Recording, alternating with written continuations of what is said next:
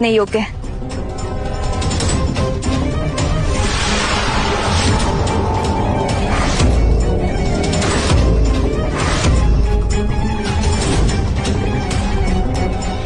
देखो हवा में 6 सुनहरे कमल घूम रहे हैं। ये कोई छोटी बात नहीं है। ये तो गुरु चिरंजीवी के योग्य है, दोनों साथ में।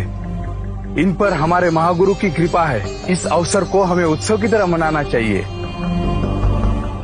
क्या कहते हैं कौशिक साहब, आपकी भतीजी और कौशिक परिवार के लिए मेरा बेटा सर्वश्रेष्ठ विकल्प है और उसके साथ रहकर वो अमरत्व की राह पर भी चल सकेगी। बेटा कुछ करो, मुझे प्रिया की शादी इन जैसे नीच खानदान में नहीं करनी है। यहाँ तुम ही कुछ कर सकते हो। सर मैं कैसे कर सकता हूँ? मैं तो यहाँ सबसे ज्यादा कमजोर हूँ और अगर वहाँ जाकर के मैंने सुनहरे कमल को टच भी किया तो सब गायब हो जाएगा, एक भी कमल नहीं आएगा। मैं माफी चाहता हूँ आपसे, पर मैं कुछ नहीं कर पाऊंगा। तुम पागल हो गए हो?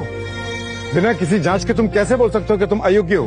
एक भी कमल नहीं निकलेगा। हो सकता है तुम्हारे अंदर भी सूर्य जितना तेज हो और तुम इससे भी ज्यादा ताकतवर हो। सर अगर मेरे पास तेज होता तो मेरे गुरुजी मुझे गुरुकुल से थोड़ी निकालते। अपनी हद में रहना आना चाहिए। और इसको क्या उत्साह रहे हो कौशिक साहब? ये तो दूर दूर तक भटकता भी नहीं दिखेगा।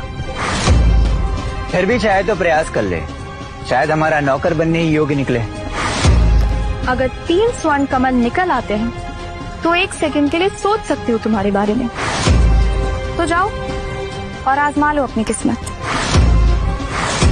मैं भी देखना चाहूंगा कि क्या सच में तुम्हारे पास 9 स्वर्ण कमल है या हमें दिन दहाड़े मूर्ख बनाया जा रहा है। जाओ उद्दंड लड़के, जाओ। भी स्वर्ण कमल नहीं मिला तो मेरे गुरु का नाम डूब जाएगा। देख क्या रहे हो? अब जाओ, शायद तुम मेरे लायक ही नहीं।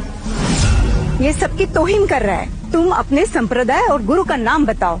अब से तुम और तुम्हारे संप्रदाय के लोग इसका हिस्सा नहीं बन पाएंगे। निकल जाओ यहाँ से। तुम इस दिव्य चिरंजीवी समारोह में हिस्सा लेने लायक नहीं हो। क्या करूं? गुरु का नाम लेकर उनकी छवि तो नहीं धूमिल करूंगा, लेकिन मुझे प्रमाण देना चाहिए। मैं दूंगा टेस्ट, लेकिन मेरी एक शर्त है कि जो भी उसका परिणाम होगा उसके हिसाब से मेरे गुरुजी को और मेरे संप्रदाय को जज नहीं किया जाएगा।